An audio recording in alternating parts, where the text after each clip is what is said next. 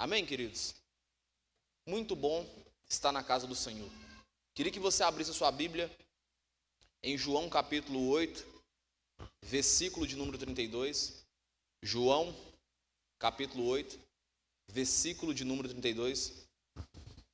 Quando você abre, vamos orando aí.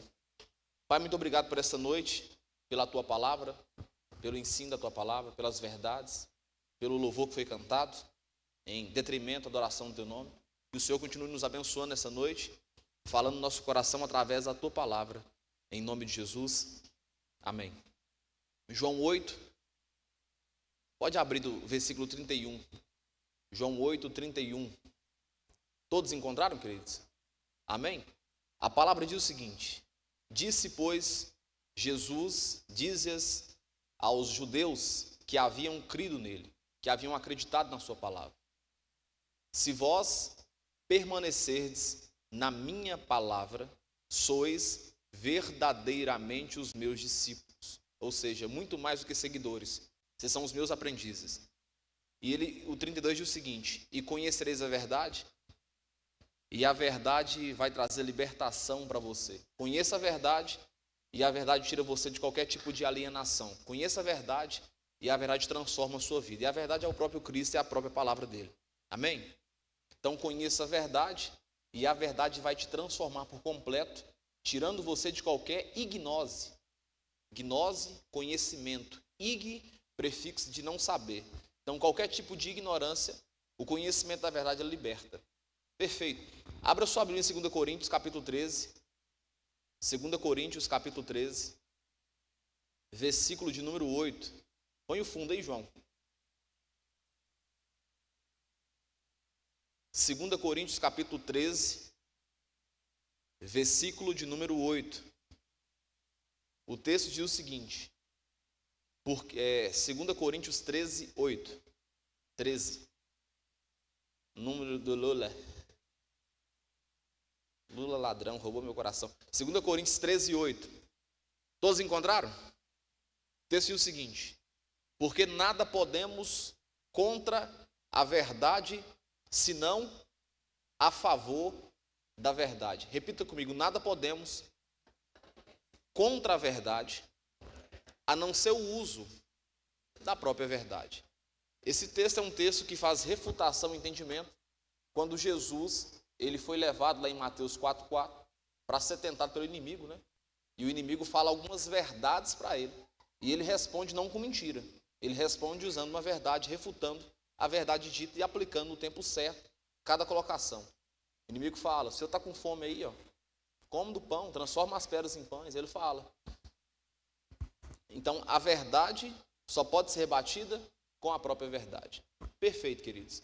Uma das coisas que a gente tenta trabalhar com vocês aqui no El Shaddai é apresentar a verdade da palavra de Deus, de uma forma que você consiga entender, de uma forma que você consiga se encantar com a verdade, não pela ilusão.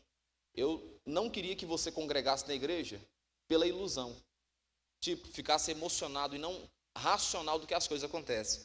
Eu sempre tenho no meu coração o entendimento que é melhor você conhecer a verdade por completo do que ser iludido pela verdade. Sim ou não? Do que contar para vocês uma coisa que seja bonita, mas utópica, que não funciona na prática. Pois bem, me veio hoje o desejo de falar com vocês. Acredito que seja o Espírito Santo colocando no meu coração, porque eu busco dele verdades para trazer para vocês, no intuito de somar no Evangelho. Me veio hoje algo como o seguinte tema. Fala assim comigo: verdades difíceis de engolir. Eu queria trabalhar com vocês nessa pegada. Algumas verdades que são difíceis de serem engolidas ou serem aceitas pelas pessoas. Só podemos contra a verdade através da própria verdade. Pois bem, eu queria pegar com vocês algumas verdades para serem abordadas por nós aqui nessa noite. Quem sabe continuar até no próximo domingo, porque são muitas verdades que são difíceis de serem engolidas. Chega domingo eu prego outra coisa, né? Toda vez eu falo isso. Prepara um sermão, o trem passa a mais, chega domingo eu arrumo outra. Algumas verdades que são difíceis de serem engolidas. Por que algumas verdades são difíceis de serem engolidas? Por causa da religiosidade. Religião significa religarem. é a tentativa do homem se conectar com Deus. É possível isso? É possível? Não. Não. A religião é o religare. É a tentativa do homem se conectar a Cristo. Mas quem conecta nós ao Senhor? Jesus. Perfeito? E aí o que acontece? Depois da religião, surge a religiosidade, que seria algo mais excessivo, algo mais em excesso. E aí o que acontece é que a religiosidade cria sistemas, crenças, que vou dizer que são limitantes, que te atrapalham de servir a Deus e que não são necessárias para a sua salvação e que talvez te afasta até da fé ou mata a sua fé em relação às coisas de Deus. Perfeito. E por isso, algumas verdades passam a ser difíceis de serem entendidas. E aí João 8:32 fala: conhecereis a verdade e a verdade te liberta. Detalhe, eu gosto de ressaltar isso. A verdade não preocupa em te agradar. A verdade preocupa em te libertar. Você não concordando que 2 mais 2 dá 4, vai alterar alguma coisa? Não, porque 2 mais 2 é igual a 4. Pronto, é um fato, é uma verdade, é exato esse número. Pode ser no Japão, na China, na Coreia, no Brasil, na Argentina. 2 mais 2 sempre vai ser o quê? 4. É universal. Pois é, verdades bíblicas, elas são universais. Concordando eu ou não. Quem é o Filho de Deus? Jesus Cristo. Quem poderia ocupar a função na cruz do Calvário para nos salvar? Jesus Cristo. É uma verdade irrefutável. Passe tempos, passe séculos, passe estações, e essa verdade precisa permanecer intocável. Posso ouvir um amém? Então, a primeira verdade que é difícil de engolir. Fala assim comigo: só vir aos cultos não salva ninguém. Quer um texto para isso? Mateus capítulo 7, versículo 21. Mateus 7, 21 diz o seguinte. Coloca para nós lá. Mateus 7, 21. Então, só vir à igreja não é garantia de ser salvo em Cristo Jesus. Primeira verdade que é difícil de engolir. Mateus 7, 21 diz o seguinte: nem todo o que me diz Senhor, Senhor, entrará no reino dos céus, mas aquele que o quê, queridos?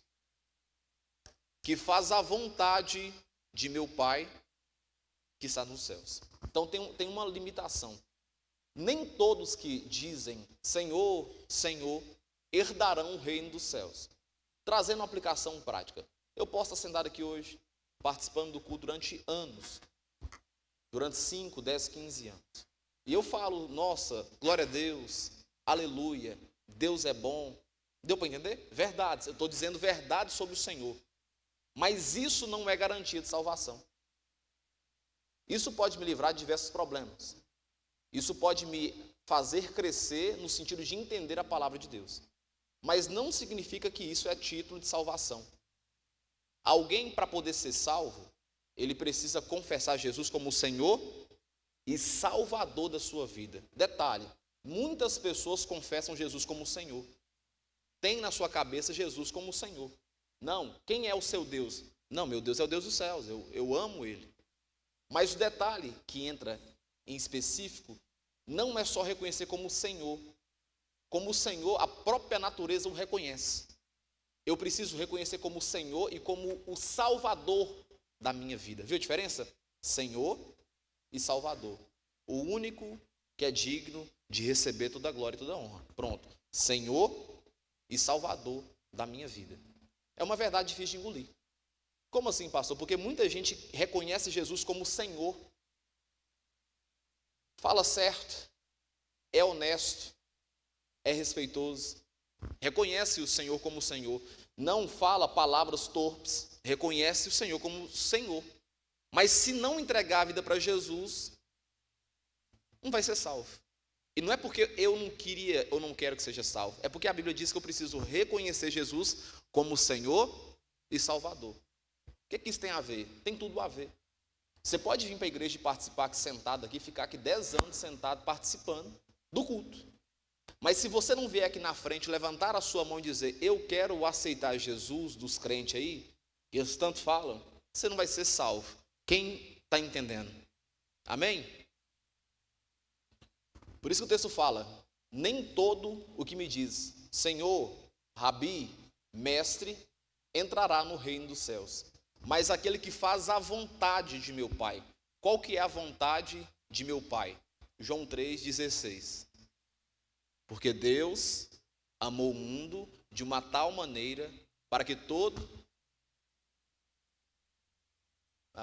vocês estão fera. Porque Deus amou o mundo de uma tal maneira que enviou o seu Filho unigênito para que todo aquele que nele crê não pereça, mas tenha vida. Então qual que é a vontade do Pai? Que nós reconhecemos Jesus como Senhor e Salvador das nossas vidas. Fechou isso? Segundo ponto, e esse aqui eu quero pegar porque virou polêmica através das pregações que a gente coloca na internet. E eu queria trabalhar com vocês também sobre isso aqui. Fala assim comigo, a ceia é um memorial, não um ritual mágico. Eu vou abrir na Bíblia para a gente trabalhar junto esse texto. A ceia é um memorial e não algo mágico. Abra sua Bíblia aí, por favor, no texto da ceia. 1 Coríntios capítulo 11, versículo 17. A ceia é um memorial e não algo mágico.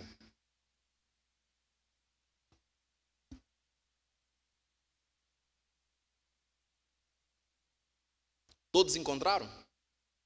Olha que texto interessante, eu vou lendo com vocês, explicando o texto com vocês. Quero que você abra aí. 1 Coríntios capítulo 11, versículo 17. O título aí é Instrução para a celebração da ceia do Senhor. E o texto fala o seguinte: mas nisto que agora prescrevo, estou o quê? Escrevendo, prescrevendo, detalhe, tudo tem que ser observado. O que o médico faz? Ele te dá uma dica ou ele prescreve um medicamento? E quando ele prescreve um medicamento, está dizendo o quê? Você vai comprar exatamente isso que eu estou te dizendo. Eu não estou te dando uma dica. Médico não dá dica. Médico prescreve um medicamento. Ele diz, você vai na farmácia X que você quiser. Mas o medicamento que você vai comprar é o prescrito na receita. Perfeito? Então vamos lá. Mas nisto que agora eu vos ordeno, eu prescrevo, não posso elogiá-los porque vocês se reúnem não para melhor, e sim para pior. Porque antes de tudo, estou informado de que quando se reúnem na igreja, onde, queridos, o crente se reúne? Na igreja. Mas a igreja de Atos reunia na casa. Tá, mas o apóstolo Paulo está dizendo que os crentes se reúnem na onde? Beleza. A gente precisa sempre lembrar que em Atos é o começo da construção da igreja. Então é claro que algumas ordenanças e princípios estavam sendo construídos para que hoje a gente estivesse na onde? Na igreja. Isso não anula participar de uma célula, isso não anula participar de um culto de casa, mas a ordem bíblica é, reúnam, beleza. Porque antes de tudo, estou informado de que quando se reúnem na igreja, existem divisões entre vocês, e eu, em parte, acredito que isto é verdade. Então Paulo está dizendo o seguinte, olha, eu estou percebendo que está tendo divisão entre vocês, e eu recebi essa orientação. Aí o 19, e é até necessário que haja partido entre vocês, para que também os aprovados se tornem conhecidos entre vocês. Ele está dizendo o seguinte, é até importante que haja essa discussão, para que a gente possa distinguir quem é certo, quem está servindo a Deus por temor e obediência. Deu para entender? Perfeito? 20. Quando, pois, se reúnem no mesmo lugar, não é a ceia do Senhor que vocês comem, porque quando comem, cada um toma antecipadamente a sua própria ceia. Então Paulo está refutando o seguinte: quando estava havendo o ato de ceiar junto com a igreja, o pessoal do louvor comia o pão primeiro, o pessoal da multimídia tomava o cálice primeiro, não tinha o quê? Comunhão. E o que ceia significa? Pronto. Versículo, qual que eu parei? 21? 20 ou 21? Porque quando comem, cada um toma antecipadamente a sua própria ceia. E quando um fica com fome, o outro fica o quê? Está escrito o quê em Maico? Eu posso não concordar, mas a ceia, nesse contexto aqui, era com o quê?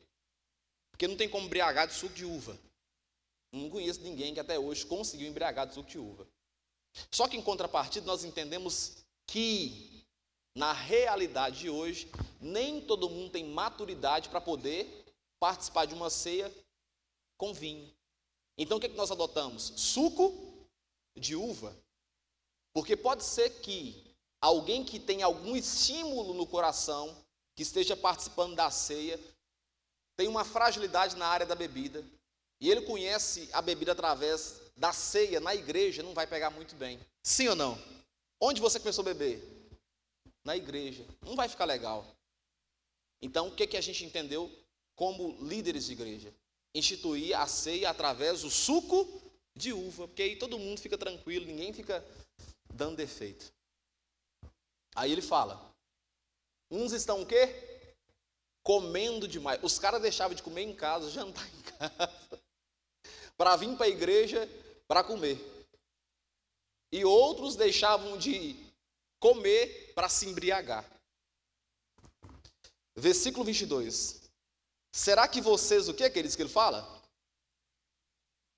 Será que vocês não têm casas onde podem comer e beber? Ele está refutando. Ele está dizendo o seguinte, está havendo uma desordem aqui.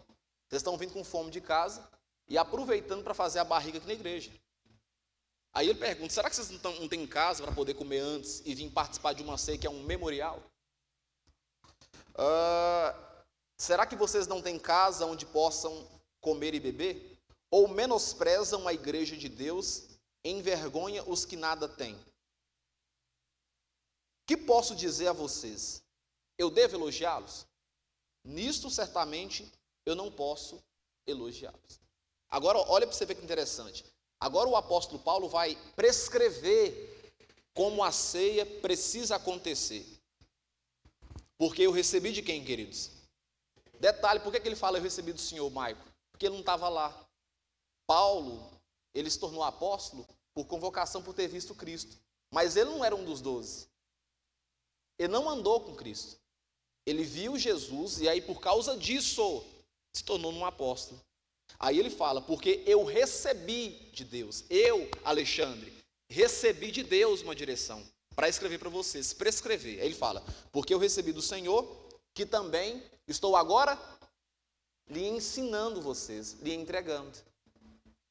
Que o Senhor Jesus, na noite em que foi traído, o que ele está falando? Do ato quando Jesus estava sentado com Judas e os discípulos. Porque o Senhor Jesus, na noite em que foi traído, ele estava fazendo o que na hora? Pegando um pão. E tendo dado graças, o partiu e disse, perceba, meus caros irmãos, que a sua Bíblia aí, brasileira, letras em português, tem um símbolozinho de que aí, quando ele vai escrever agora, isto é meu corpo. Está em vermelho, mas tem um símbolozinho assim, 2 vírgulazinhas, aspas. Tem aspas abertas aí. O pessoal lê a Bíblia e esquece das aspas. Que eu vi muito comentário dizendo que... Vamos embora. Isto é meu corpo. O pão é o corpo de Cristo? Ele está dizendo em quê? Ramon, em aspas. Isto é o meu corpo, que é dado por vocês. Façam isso em memória de mim. Fecha aspas. O que ele está fazendo? Ele está dizendo o seguinte, esse pão, ele simboliza o meu corpo, mas ele não é o meu corpo. Do mesmo modo, depois da ceia, e você pode pesquisar onde você quiser, ceia significa refeição, comunhão para nós, mas o significado em português de ceia é comer. Vamos fazer a ceia de Natal. O que é? Comer. Um peru, um cheddar, não sei, churrasco, peixe. Do mesmo modo, depois da ceia, de comer o pão, ele também pegou o cálice, dizendo, o que ele abriu de novo aí no texto? Aspas.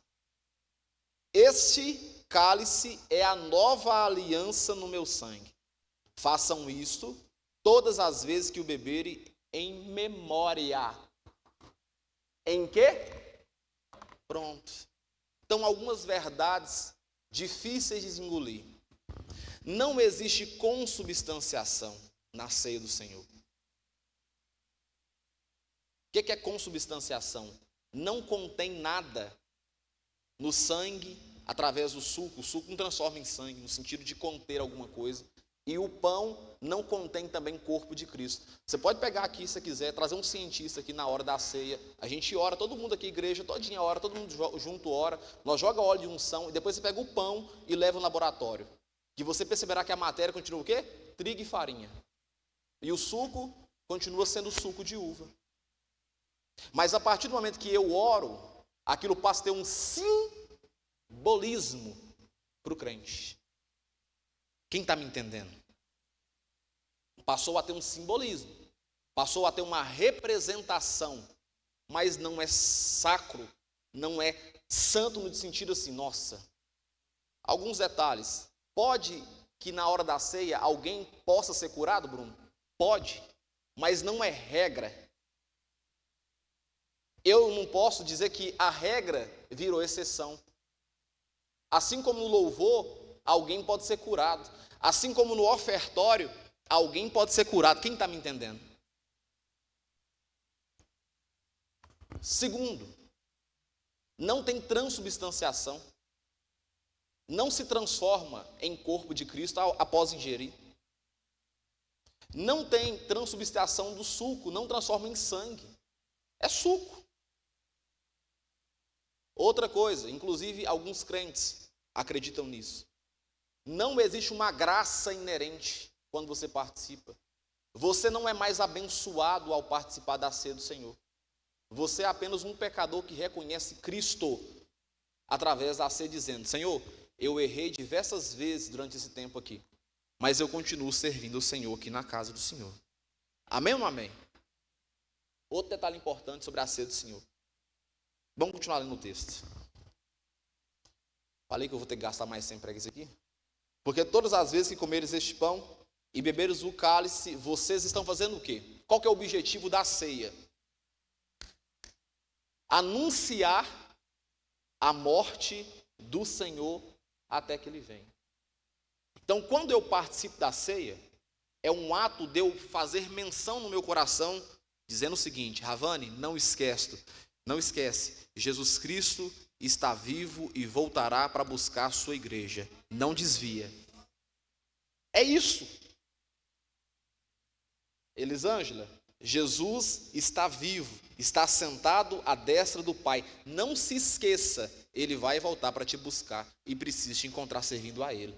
É isso, gente. Aí o que nós dizemos aqui no culto, que não está escrito aqui, mas a gente diz, Maranata, ora vem, Senhor Jesus. É dizendo o seguinte, que cumpra essa promessa em minha vida. Que essa verdade seja o cumprimento, que eu consiga permanecer. Vamos lá. Aí o 27. Porque isso, aquele que comeu o pão, por isso, aquele que comer o pão, ou beber o cálice do Senhor, de que forma, queridos?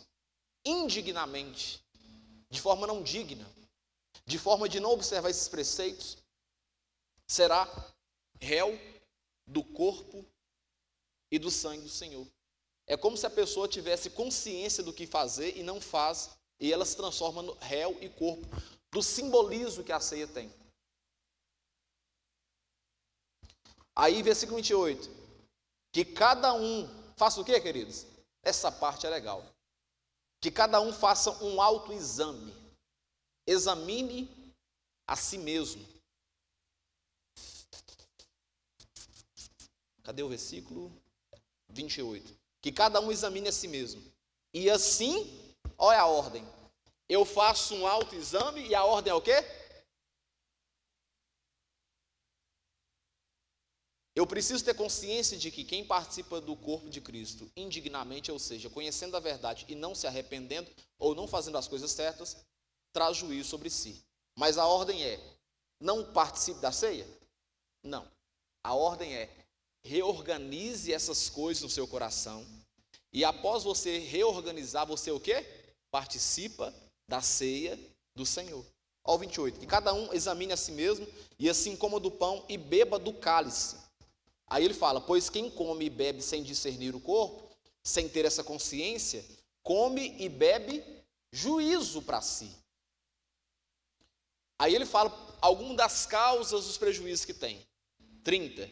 É por isso que há entre vocês muitos fracos e doentes, e não poucos os que dormem.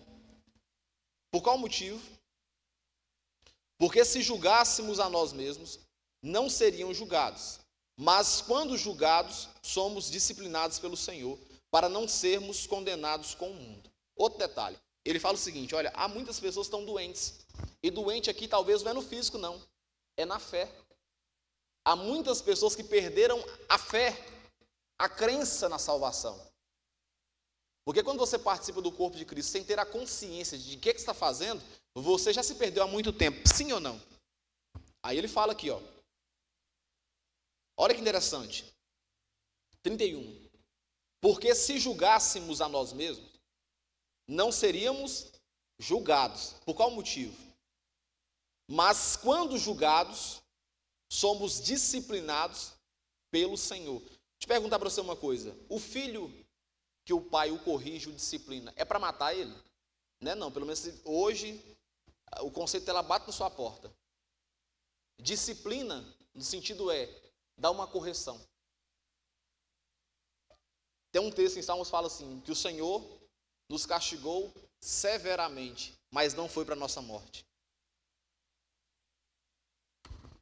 Ele fala, mas quando julgamos, somos disciplinados pelo Senhor, para não sermos condenados, com qual objetivo, queridos?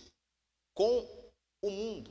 Então, a correção, até mesmo quando você falha na ceia, Maicon, não é a correção de condenação para o inferno.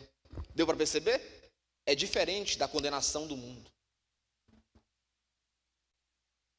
33. Assim, meus irmãos, quando vocês se reúnem para comer, qual que é a ordem? Espere uns aos outros. O que a gente faz aqui na igreja? Comemos juntos, bebemos o cálice juntos. Se alguém tem fome, que come em casa, a fim de que vocês não se reúnam para o juízo. Quanto às demais coisas, eu as ordenarei quando foi. Então, a ceia não é um ritual, uma coisa mágica. A ceia é em memória de mim, em memória de Cristo. Ficou claro, queridos? Mas se porventura, pastor, na hora da ceia, o elemento cai no chão, a pessoa está em pecado, Magela? Não, talvez ela tenha, me chama mal de Parkinson, não está em pecado. Talvez ela está com, fraqueza nas mãos, ou até mesmo esbarrou e deixou cair. Ela não está em pecado porque o pão caiu. Eu não tenho que me escandalizar porque o corpo de Cristo, porque não é corpo de Cristo, é um pão que simboliza o corpo de Cristo. Quem está me entendendo? São verdades difíceis de engolir. Porque há uma crendice, que até mesmo citei esses dias para trás, que as pessoas, não sei de onde tirou, de qual Bíblia foi, porque essa não li ainda, que tem que pegar o pão, o diaconato, pegar o pão, acabar o culto, Magela, pega o pão, acha um buraco. Eu até imagino Zé Marcelo, após o culto acabar aqui, o Alexandre que serve aí, caçando um buraco para enterrar o pão. E quando não acha o buraco para enterrar o pão, tem que pôr fogo no pão. E quando não tem fogo para poder pôr fogo no pão, e não tem um buraco, né, para enterrar o pão, tem que pegar o pão, colocar numa água e diluir, e depois jogar a água fora. Ô irmãos, acha para mim esse texto aí, que fala sobre isso? Ah, pastor, mas você não pode criticar. Não estou criticando, eu estou ensinando princípios e valores da palavra de Deus. Amém ou não amém? E deixa eu dizer para você uma coisa, tem muita gente iludida achando que tem que enterrar pão. Ah, pastor, mas você não pode quebrar porque é uma liturgia da igreja. Tá, é uma liturgia mas não é da Bíblia. É uma liturgia da igreja. É um costume da igreja, mas não é uma regra de fé e prática. Posso ouvir um amém? E se porventura alguém aqui, pastor, que não faz parte do corpo de Cristo aqui, que eu sei que tem uma vida totalmente devassa, que não serve a Deus, ele pega o cálice, ele pega o suco de uva, pega o pão e vai ceiar. O que tem que fazer? O diaconato tem que agarrar na mão dele? Não. Tem que interromper o culto e falar, irmão, você não pode pegar o cálice? Você acha que esse ato vai matar ou salvar a pessoa? Eu já tive pessoas que não sabiam de como funcionava isso aqui na ceia, e por isso a gente sempre explica cada ceia, que tomou do cálice, comeu do pão, e depois teve ciência do que estava fazendo, me procurou, pastor do céu. O diaconato chegou com a bandeja na mão, lá eu peguei o negócio achando que era hóstia e comunhão. Não pode não? Eu falei, não pode não. Mas pastor não tinha consciência, o que eu faço? Uai, ora e pede perdão a Deus. Certo. Mas se deixar,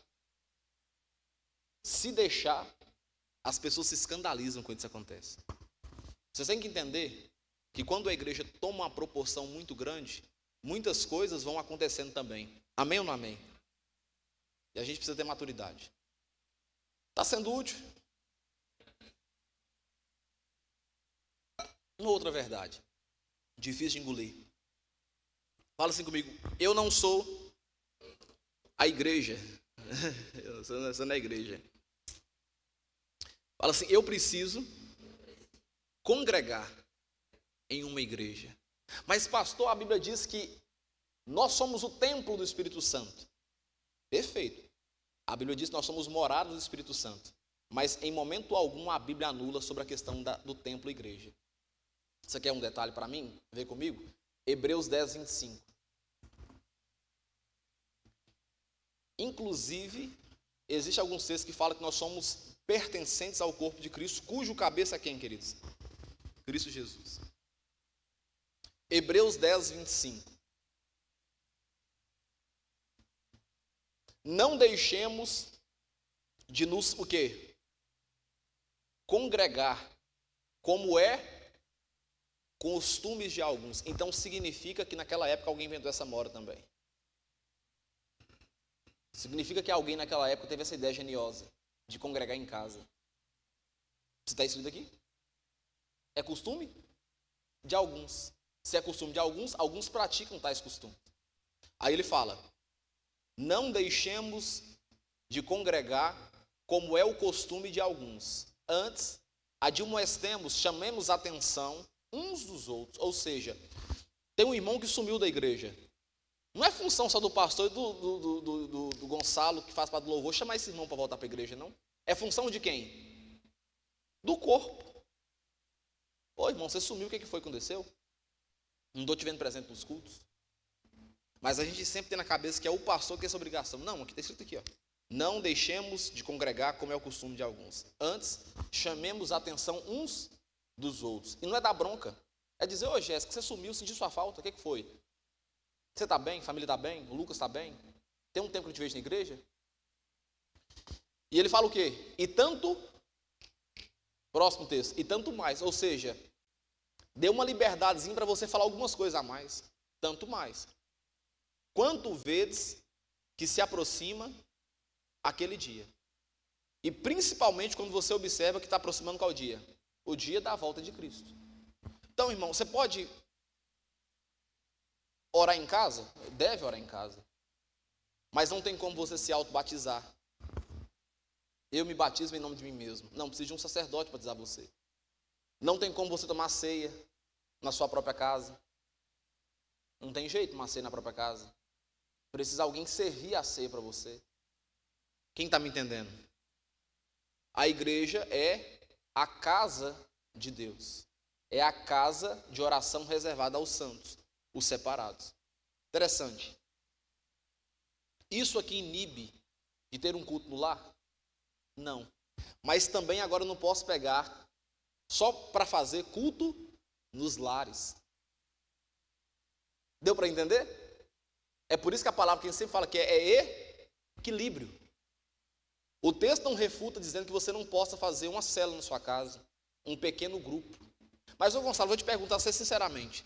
Você queria, de janeiro a dezembro, toda segunda-feira cravada, reunião na sua casa? Não, né?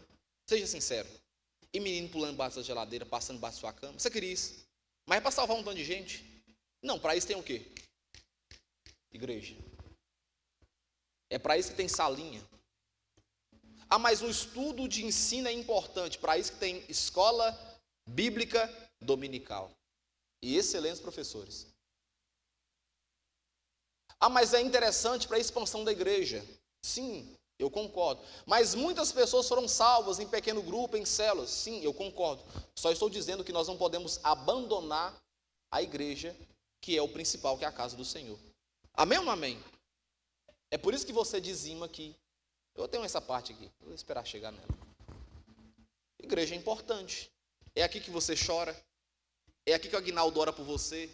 É aqui que demônios são expulsos. É aqui nesse lugar. Talvez você fale assim, mas eu recebo, pastor, gente na minha casa de janeiro a dezembro com toda tranquilidade. Então vamos fazer um culto de libertação na sua casa. Vamos expulsar demônio tudo lá. Fazer um culto de libertação só lá. Daqui a pouco nas latas está tudo batendo sozinho, né, Aguinaldo? Daqui a pouco você está assombradinho. Por quê? Porque o lugar certo desse lugar é na onde? Na igreja. Você não tem noção o tanto de pessoas que estão carregadas de demônios e que você acha que estão te assola. Assola. Talvez não, você é certo. Mas e um filho seu que não é tão certo assim? E uma sogra que mora com você que não está tão certo assim? Você está o quê? Atraindo problema gratuitamente. Foi até o próprio Aguinaldo. O pessoal chamava ele direto para poder orar nas casas, expulsar demônio. Aguinaldo falou o quê? Lá ele. O povo não vem para a igreja, não converte, não é salvo, e além de tudo me arruma trabalho, toma meu tempo, e depois os três ficam me assombrando sem precisão. Para quê? Quem está me entendendo, queridos? Igreja só é a casa de Deus. Lugar de oração, Claudemir, é aqui na igreja. Lugar de intercessão, aqui na igreja. Lugar de ouvir a palavra de Deus, aqui na igreja. Lugar de cantar louvores, na igreja. Quarto, quem está sendo abençoado? Gente do céu, o tempo já passou, já está voando. Fala assim comigo, dizimar e ofertar é uma prática cristã para os dias atuais. Nós não descobrimos ainda um método de pagar a conta de luz através de oração. Não foi descoberto ainda. Não descobriram um jeito de pagar a conta de água e luz através de oração. Eles não estão aceitando lá ainda. Aceita Pix. Mas oração não. Chegar lá, vencer 3 meses, se não pagar a conta de água e luz, eles cortam aqui. Já cortaram uma vez aqui. Não foi, Claudemir? Nós esquecemos um boleto lá do aprisco. E eles cortou, demorou a ligar. Assim como para todo mundo é. Funciona do mesmo jeito. Irmãos, entenda uma coisa, eu tenho uma certa dificuldade, de verdade mesmo, de verdade, do meu coração, de falar sobre dízimo e oferta. Eu quase não falo sobre dízimo e oferta. Eu quase não falo. Porque na minha cabeça, eu já tenho um senso crítico já na minha cabeça, que as pessoas me interpretarão como um povo, eu vou falar essa palavra, uma pessoa mercenária, uma pessoa que busca o dinheiro para si. Só que dizimar e ofertar é uma prática bíblica. A igreja se sustenta através de dízimos e ofertas. E aí tem na Bíblia, Malaquias 3,10. Trazei todo o dízimo à casa do tesouro. Onde é a casa do tesouro? A igreja. Irmãos, eu posso não concordar. E aí entram os detalhes interessantes. Você não é salvo porque você é dizimista. Mas você deixa de ser abençoado porque você não é dizimista. Segunda coisa, não tem como negociar com Deus assim. Deus, é o seguinte, eu não dizimo e oferto, mas eu sou alguém que participa do louvor, eu canto, eu prego. Não tem esse negócio com Deus. Eu não posso trocar serviços com Deus. Dizimar e ofertar é uma prática de obediência. Eu posso ser pastor, eu posso ser ministro de louvor, eu posso ser do diaconato, eu posso ser quem que eu quiser. Mas se eu quero a proteção de Deus nas minhas finanças, nas minhas saúde, eu preciso ser dizimista e ofertante. Ofertante ainda fica a critério seu. Por isso o texto fala, a quem dá, dá de forma generosa. Porque ofertar é a critério seu. Mas dizimar é como se fosse uma obediência. Vou dizer obrigação não. Mas é uma questão de obediência. Não altera nada na sua salvação. Nada. Mas faz você ter prejuízos muito grandes. Tipo, lê o texto comigo. Malaquias 3,10. Trazei todos os dízimos à casa do tesouro. Qual o objetivo? Para que haja mantimento. Aí alguém pega esse texto e fala, pastor, tinha que pegar a cesta básica e distribuir para as pessoas. Não é isso não. É porque o contexto aqui deles aqui não tinha luz elétrica, não tinha, lá era mantimento mesmo. Aqui era mantimento mesmo. Antigamente, não sei se você sabe, a moeda era o que de troca? Feijão, arroz, não é isso? Cereais, palavra clássica, cereais. E hoje? Você troca cereal lá no Prado? Não. Se for Brasil, é reais. Estados Unidos é dólar. Se for na Inglaterra, euro. É euro? Libras também. Tem euro também, não? Onde é euro? Na onde? Nas Europa. Pronto, na Europa, euro.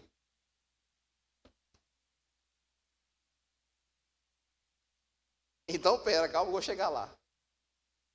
Em contrapartida, a igreja tem um papel social e ela acaba ajudando as pessoas. Quantas pessoas fazem parte daqui que em algum momento passou necessidade e a igreja pôde ofertar através, abençoando a pessoa pagando uma conta de luz?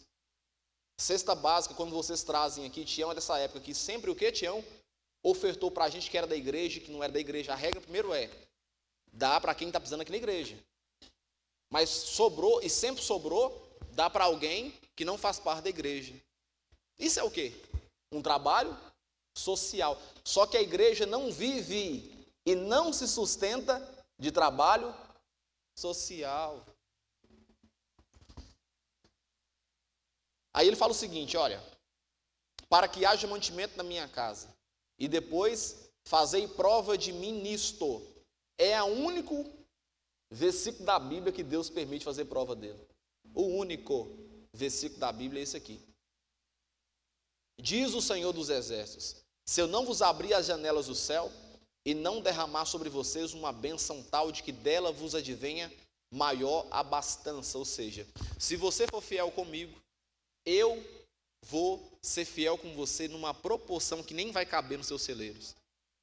É isso, está escrito aqui. Mas vamos lá. Mas se eu ganho pouco, pastor, ele não fala quantidade, fala porcentagem. Se eu ganho R$5, qual que é o 10% de 5? Então traz 5 centavos, não disse a quantidade. Porque o povo usa esse argumento para negociar um princípio da fé. E se eu ganho muito? Pede a Deus para baixar seu salário. Que aí você vai, o dízimo seu é pouquinho. Eu quero ter condição de dar R$10.000 de dízimo na igreja. Quem quer também? Porque significa que a minha plebenda é alta. 100 mil. Quem recebe de Deus essa bênção? Eu quero isso para minha vida, poder dizimar e ofertar na igreja sem nenhuma preocupação, tranquilo, abençoando minha igreja e ver a igreja prosperando. Mas vamos lá. Mas pode ser que a administração da igreja peca, faz tudo errado. Acho que não é o caso aqui não. O problema é de quem? É do pastor e do administrador. Porque a minha bênção não é retardada ou atrapalhada através da administração do outro. Quando eu vou lá e cumpro a palavra de Deus, está feito. Outra coisa interessante, eu não posso trazer assim, nossa, esse mês tem que dar R$50 para a igreja. Deus não quer desse jeito. Deus ele nem recebe essa oferta. ele não vai mudar nada da sua vida, não. Trazer talvez é problema para você. É melhor você nem trazer para a igreja, estranho. Vai arrumar problema para você.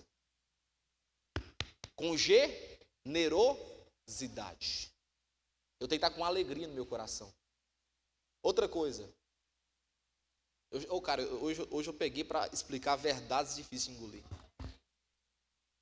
Pode ser, pastor, que na minha casa esteja faltando o alimento. E aí, pastor, o que eu tenho que fazer? Pegar o meu dízimo e trazer para a igreja ou comprar o gás para minha casa? É sempre usando esses exemplos mesquinhos. Uai, se sua casa está faltando o gás ou o mantimento lá, foi uma questão de admitir que foi péssima. Você comprou talvez a mais do que poderia pagar. E se no caso você não tem o dinheiro para dizimar e ofertar na igreja, então você está isento, que você não tem. Deu para entender? Você sempre vai ouvir essas coisas por aí. O que é o certo a fazer? O certo é cumprir o propósito, porque o texto diz: fazei prova de mim. Então vamos lá. O dinheiro que eu tenho poderia comprar o gás, porque falta na minha casa o gás. Falando de mim. Traga com alegria. Senhor, tua palavra diz que eu posso fazer prova. O Senhor é testemunha que eu só tinha esse dinheiro aqui. Agora eu deixo por conta do Senhor. Como é que nós chamamos isso aqui? Começa com F. Ah, tá. E sem fé? Difícil? Impossível agradar a Deus. Ah, pastor, porque na nova aliança, aquele suco, né?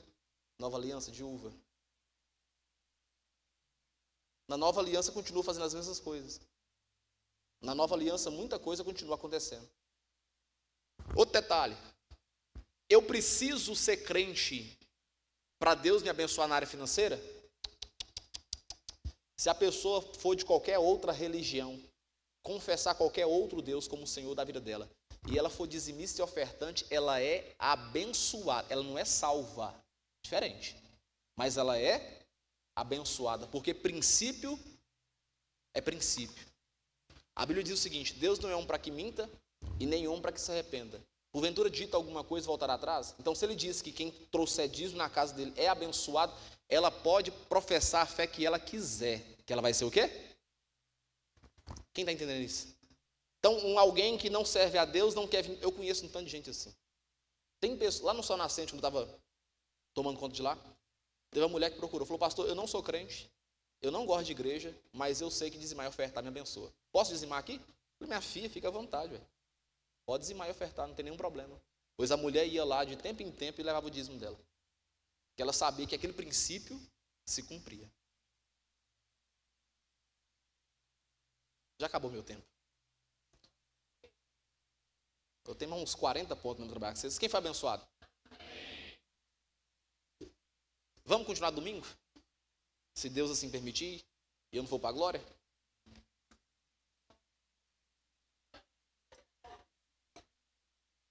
Gente, pessoas que não morreram há muito, tá morrendo tudo agora. A gente não morria antes. Tá tudo morrendo. Você foi abençoado, queridos? Queria que você ficasse de pé em nome de Jesus. Sabia, Thaís? Quem não morreu, tá tudo morrendo. É. Sinal bom, né? Vamos orar?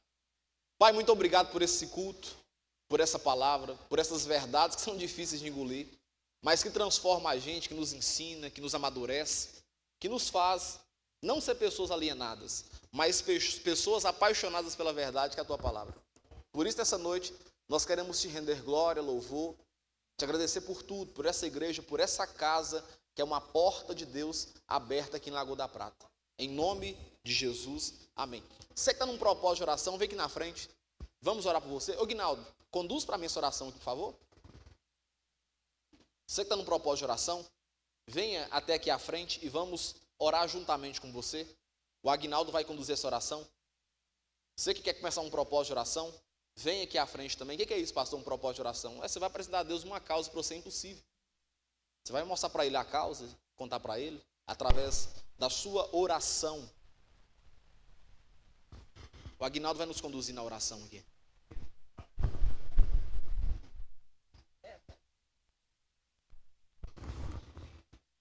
Amém. Senhor, meu Deus e Pai, em nome de Jesus, diante do Senhor, diante da Tua presença, eis aqui a Tua igreja, Senhor, rendida diante do Teu altar. Em nome de Jesus, Senhor, toma nas Tuas mãos cada pedido que aqui for feito diante do Senhor. Porque a Tua palavra diz que o que ligardes na terra é também ligado no céu diante do Senhor. Então, toma, Senhor, em nome de Jesus, não por merecimento, mas por misericórdia, a causa deste homem, a causa desta mulher, em nome de Jesus, Senhor. E abre, ó Deus, as portas dos céus. Senhor, derrama bênçãos, em nome de Jesus, sobre a vida de cada um, ó Deus. Porque a Tua palavra diz que ao nome de Jesus, todo joelho se dobrará, nos céus, na terra e debaixo da terra, e toda língua confessará que Jesus Cristo é o Senhor. E nós te confessamos como nosso Senhor e Salvador de nossas vidas, Senhor. Em nome de Jesus, é o Senhor que nos restaura todos os dias, Senhor. É o Senhor que nos guarda, é o Senhor que nos protege. É o Senhor que aos teus anjos dá ordem para nos guardar em nome de Jesus. Por isso, Senhor, em nome de Jesus, Senhor, traga resposta, Senhor, para aquele que clama diante do Senhor, para aquele, ó Deus, que está num propósito de oração, crendo que o Senhor pode muito mais, em nome de Jesus, Senhor, porque aquele que prometeu é fiel para cumprir todas as tuas promessas em nossas vidas, em nome de Jesus. Amém. Aleluia. Amém, queridos? Você pode ficar de pé em nome de Jesus, voltando para o seu lugar. Quem foi abençoado nessa noite? Pode continuar domingo e vem? Domingo agora? Que a graça de Deus e as doces consolações vindas da parte do Espírito Santo repousem sobre a tua vida hoje e para todo sempre. Vai em paz. Beijo no coração. Deus abençoe. Até domingo. Eu